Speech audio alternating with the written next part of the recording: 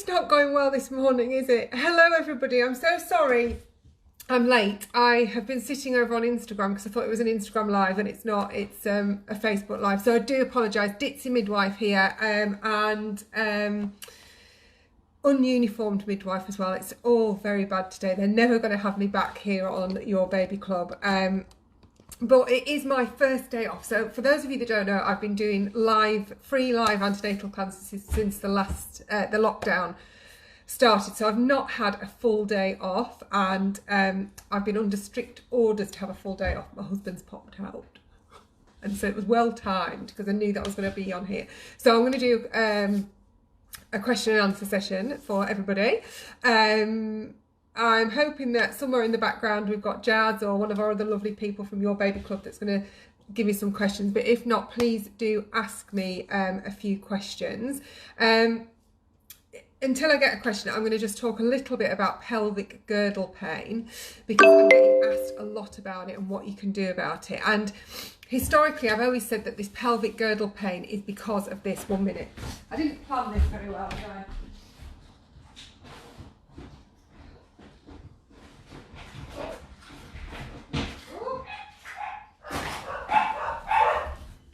Dogs are going mad now.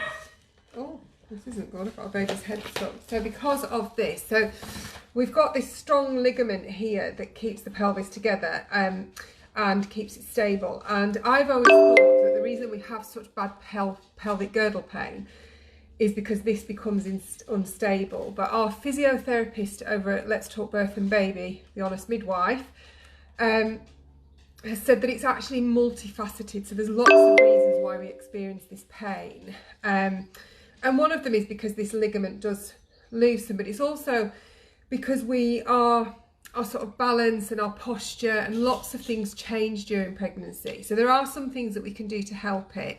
As I said, Michelle is brilliant. She's been doing some Pilates, weekly Pilates classes. So if anybody's interested in that, just give me a shout.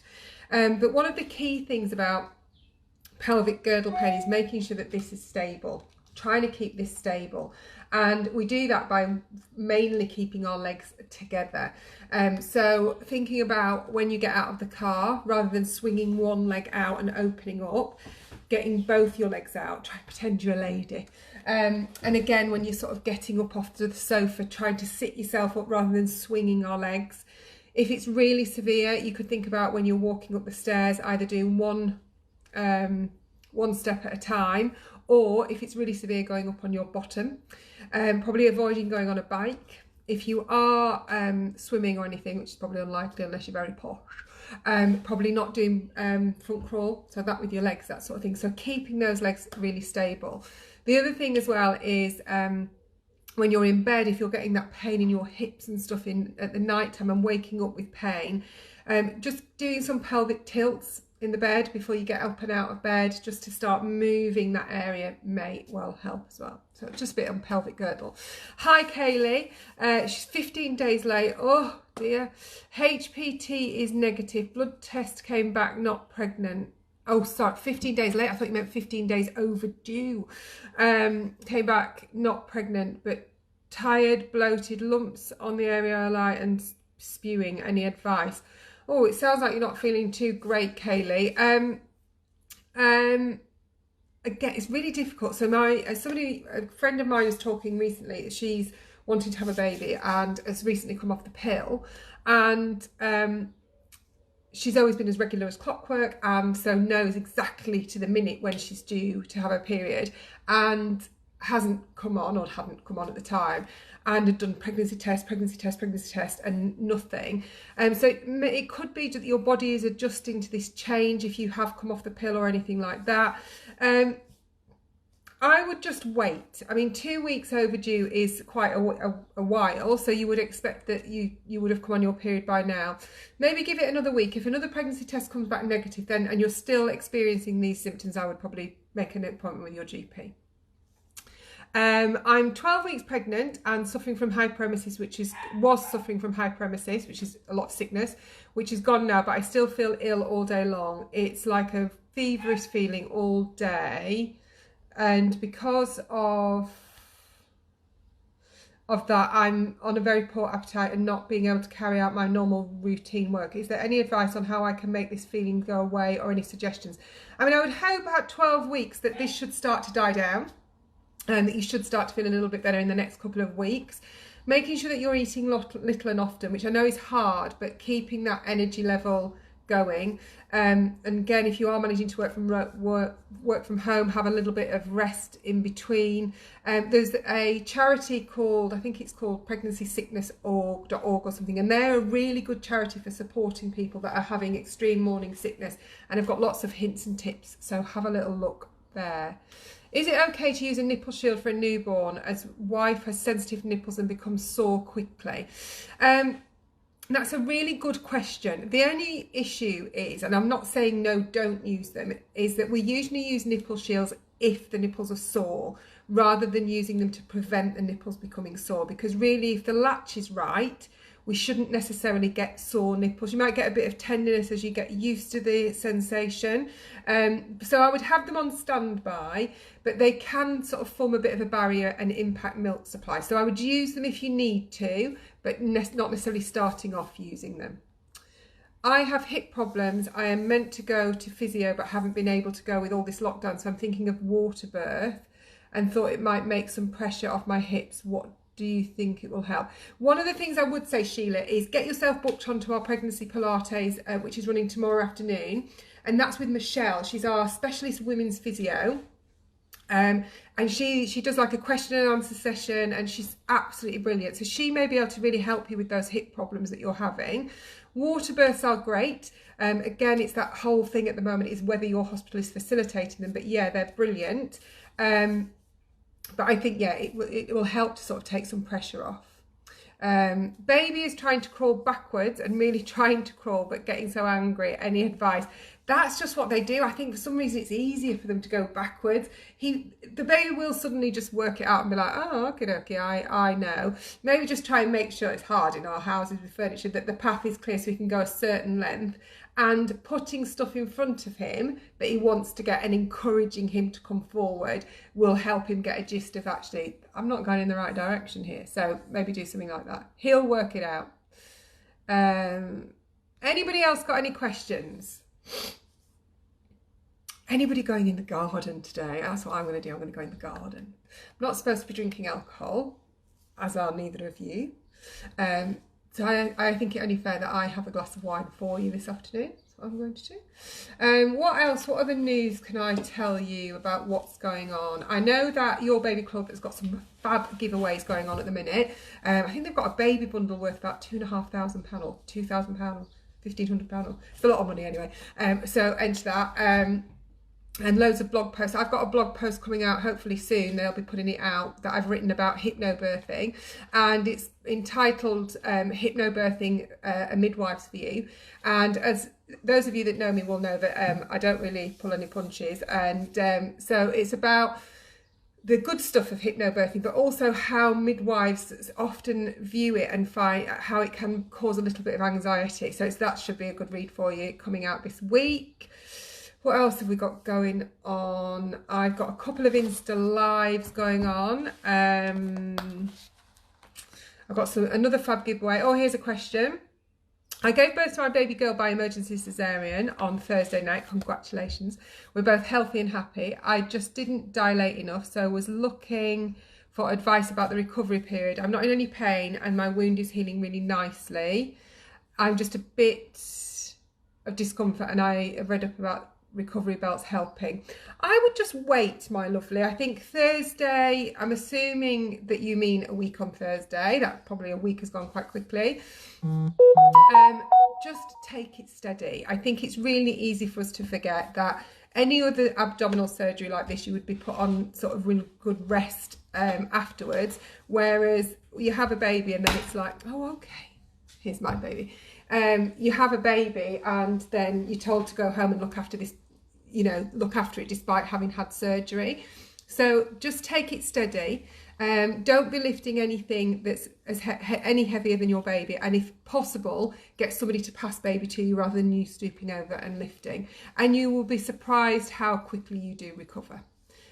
So yeah, I wouldn't get a belt just yet unless it's advised by the midwife, but I think at this stage it's just taking it steady. Is there anything I could do about my sleeping, as I have been able, I presume you mean unable to sleep properly for about 2 months now? There really isn't, Sheila. I think it is one of those things that you're uncomfortable, you've got this aching in your hips, and you know, you've got babies, so you're just dropping off to sleep, you find a comfortable position, and then your baby starts to kick you awake. I think from my personal experience, I don't know why it was, but I always found that I was able to nap far better during the day. So if you are in a position where you can get sleep during the day, then I would.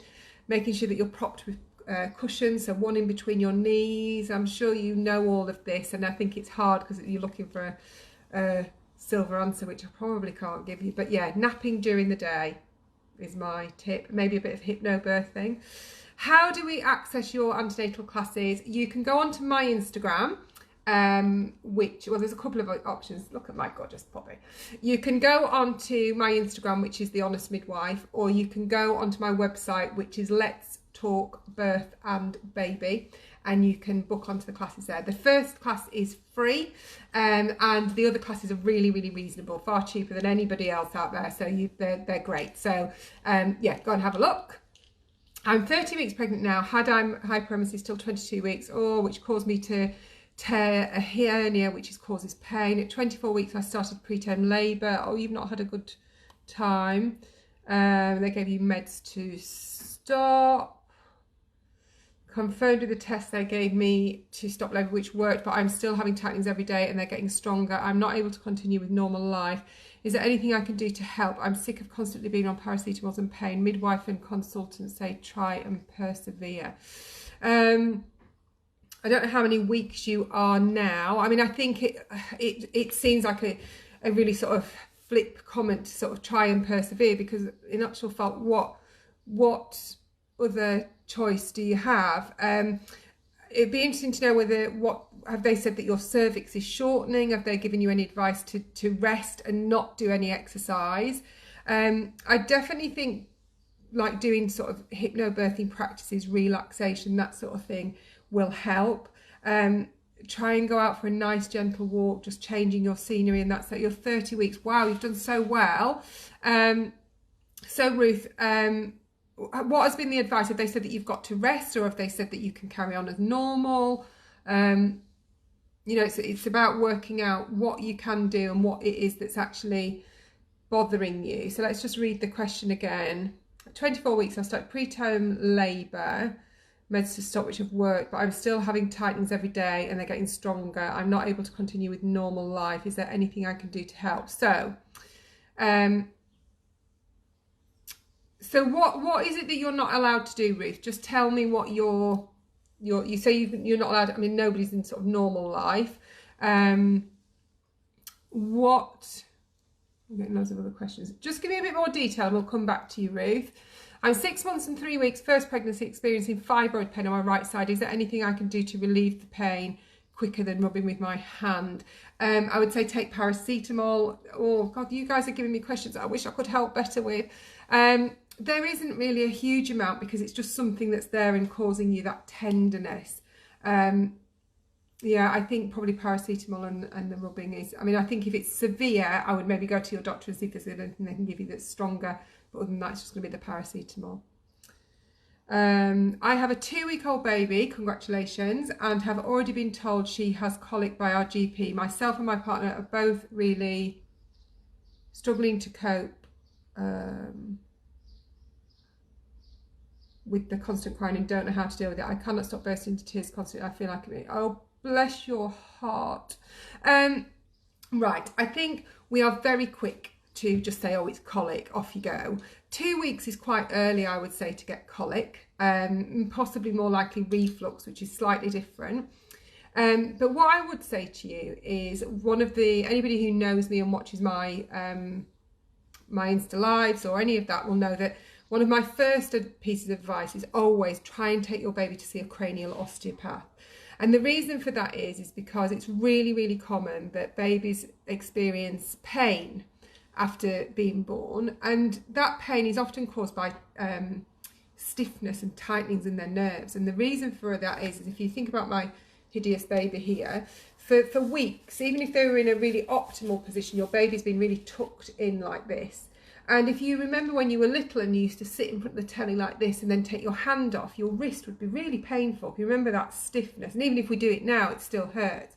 So if you think for a baby that's been all tucked in like this, you suddenly stretch them all out and want them to lay like this, it is understandable they're going to have aches and tensions right the way through their body, really. And it could be that they were in the womb and their head was sort of slightly round and their hips twisted. So come off, Margot. So it could be that your baby is really struggling with laying down and that's hurting them. So look in your area to see if there is any cranial osteopaths working. They are generally still seeing clients, my understanding is. And a session would generally cost you around about £50, which, you know, still £50 that we'd all rather not spend. But I think if someone said, and they work wonders, they can make amazing differences. So I suppose that it's that old thing is if someone said to you, right, if you give me 50 quid, I'll stop the crying, you would probably scrap it together. So maybe give that a go. Again, the postnatal depression, I think if you're not getting any direct sort of support and someone explaining things to you, I can understand why you're really tearful. What I would try and do with you and your partner, if you're able with work and stuff, is maybe do a bit of tag teaming in the sleep. Getting that sleep is really going to be important for you both, just to keep your sanity going, and just, you know, be kind to yourself. And if you do think you're in postnatal depression, go back to your GP and tell them that you're really struggling. It's really important that we don't just ignore that. I'm currently 26 weeks pregnant and I've already put on a stone. With my last pregnancy I put on 3 stone, going from 8 stone to 11, and I don't want the same to happen this time around, as it really affects my hips and my mood. I have a sweet tooth and always have, but during pregnancy all I want to do is eat chocolate and sweet things. Well, the one thing I would say is that I want to do that all the time and I'm not pregnant. I think the difficulty is that to control our weight gain in any time of our life, we do have to control what we're consuming. And so half the battle is that if you were saying to me, look, I'm sticking to a healthy diet and I've put on a stone, I would be saying, well, that's obviously what your body needs to grow this baby, and you're just going to have to rectify it at the end of the day. But if you're saying to me that you are eating sweets and chocolates and you're putting this weight on, then that is your answer. And I know that sounds really hard, but it is, at least you do have a reason that says, right, well, if I stop doing this, I'm probably going to put less weight on. However, saying that, when I was pregnant with Jack, I put 5 stone on. And to be fair, I was a bit of a hefty lass before I started, and I did eat really badly. Pies and mashed potato I had a hankering for. Now, when I had Isabel, I craved salad. Oh my God. Every day I had a bag of salad with, this is what I ate every day. I had 2 wholemeal pittas every day with pate, which is not allowed. I couldn't not have it. It was like, well, I don't care if I'm allowed it. I couldn't not have it. I had to eat it.